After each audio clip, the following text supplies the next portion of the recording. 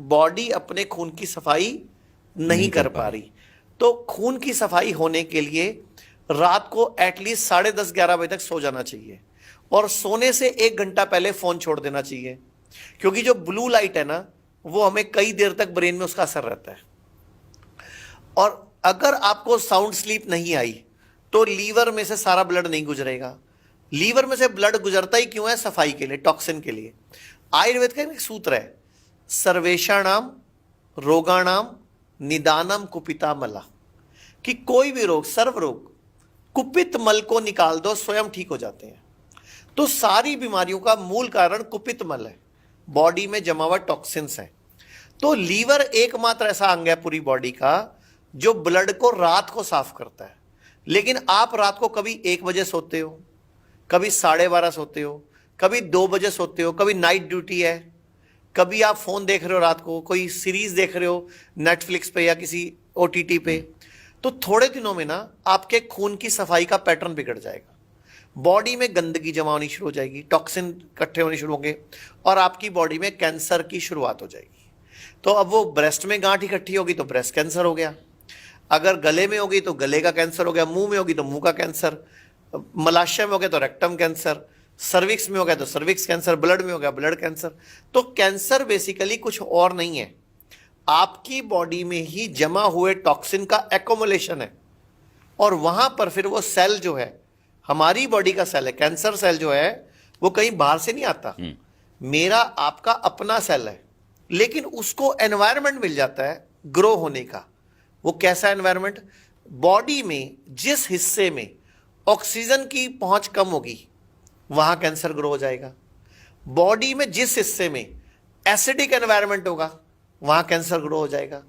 तो उसको अपना माहौल मिला कैंसर सेल को। बेसिकली कैंसर सेल क्या है?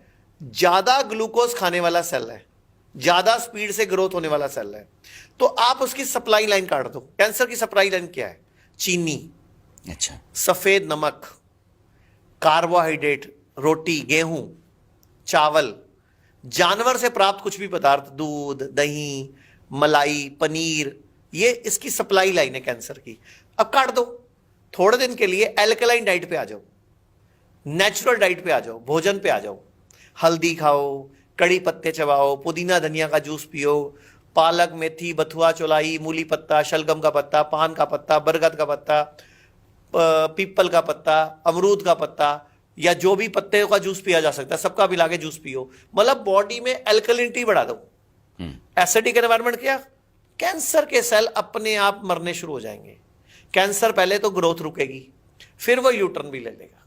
बड़ा आसान तरीका है, लेकिन एक ऐसी दुनिया है, एक ऐसा वर्ग है, एक बहुत बड़ा एक ऐसा नेक्सस है जो नहीं चाहता कि कैंसर का इलाज, शुगर का इलाज, BP का इलाज दुनिया को आम पता लग जाए। हम बर्तन भी बदलते रहे, पहले मिट्टी का था, फिर हम लोहे के बर्तन का इस्तेमाल करते रहे, एल्युमिनियम का बर्तन आया, अब आ गया कि नॉन स्टिक भी आ गया है और कुकर भी अलग अलग मेटल्स में आ गए हैं। बर्तन क्या सबसे अच्छा है? मिट्टी सबसे बढ़िया। धरती पे अगर कोई बर्तन है तो मिट्टी, नंबर 2 पे लोहा। मिट्टी के बर्तन में दाल पकेगी, मिट्टी के देगची में साग बनेगा, मिट्टी की देगची में गाजर का हलवा बनेगा, जैसे हमारी दादी नानी बनाती थी।